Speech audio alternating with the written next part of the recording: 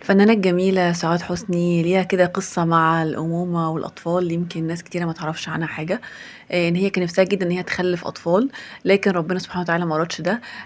ورغم ان في ناس كتير جدا وقتها الصحافه وكده طلعوا اشاعات ان هي مش عايزه تخلف عشان خاطر نجمه وعشان خاطر يعني شغلها وكده، لكن الكلام ده غير صحيح خالص. لكن اللي حصل ان هي وقتها كانت متجوزه علي بدرخان، وحماتها اللي هي والده علي قالت لها يعني ممكن، او اشارت عليها لما قالت انها نفسها تخلف وكده، قالت لها روحي للدكتور وكده ونشوف هيقول ايه. فراحت فعلا للدكتور، والدكتور قعد يعمل لها فحوصات وطلب من جوزها ان هو يعمل تحاليل برضو. وبعد كده قال لهم ان انتوا الاثنين ما فيش اي مشاكل عندكم، وان انتوا الاثنين طبيعيين، لكن الحاله اللي انتوا فيها دي حاله نادره، ان ممكن يكونوا الاثنين طبيعيين جدا لكن ما برضو ما يقدروش ان هم يخلفوا، او ربنا ما يكونش رايد لهم بالخلفه.